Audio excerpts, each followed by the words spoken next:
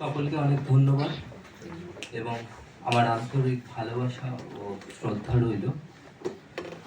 আমার প্রথম কবিতার নাম তৃপ্তি।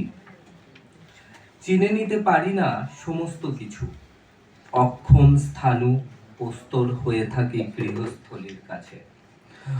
শুধু চিনে নিতে পারি ওসব দৃশ্যগুলি যাদের শ্লেষের জোরে কৃষ্টি জন্মায়। যে জয় তোমায় দেব, যে ভয় তোমায় দেব, যে সান্ত্বনা তোমার অনুরাগ বাহুতে রেখে পাশ ফিরে ঘুমিয়ে যাব, তা বড়ই অসন্তোষ, অন্তর নিধন, কবেকার জমানো আশ্রয়। কিংভূত কিমাকার দন্ত মাঝে যখন মাথা রেখে এসেই পড়েছ, জ্যৈষ্ঠের গর্জন নিয়ে এই শরবতটুকু গ্রহণ না করে যেতে দিচ্ছি না। আমার দ্বিতীয় কবিতা যুবক। দোষ বলতে এতদিনে জেনেছি ভোটাধিকার। জানা ছিল না যতদিন, ততদিন হরলিক্সের ফ্লেভার দেখতাম দোকানে, বেন্টেনের ঘড়ি খুঁজেছি মেলায়, উদ্দেশ্যবিহীন চিড়িয়াখানা দেখেছি। আর একটু বড় হতেই দাদার প্রেমিকার তুল্য একদিন আমার প্রেম হবে আশা নিয়ে হেঁটেছি রাস্তায়। মনে হয় বড় হয়ে ক্ষতি হয়ে গেল। ভোটের দিন কিছুতেই বৃষ্টি হলো না।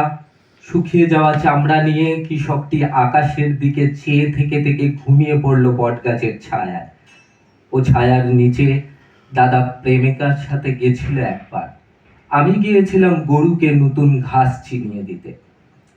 কোনোদিন দেখেনি ওকে কেউ, আমি দেখেছি।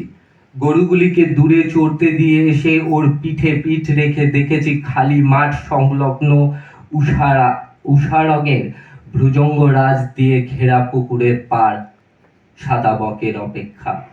এসব দেখতে দেখতে ৮ বছর কেটে গেছে ইতিমধ্যে। বাজারে বেড়েছে বিষের দাম। শূন্য থেকে শুরু করে যতগুলো রাশির ভেতর দিয়ে আমার বয়স চলে গেছে, তাই ঘিরে জল্পনা কল্পনা শুরু করে পড়শিরা। ভূত ভবিষ্যৎ বর্তমানে আর কোনো উপায় নেই ক্রমাঙ্কের। এখন বুঝতে পারি মেট্রোপলিস থেকে এত দূরে এই বট গাছের ছায়ার যৌবন ফোরায় না কেন। ধন্যবাদ সকলকে।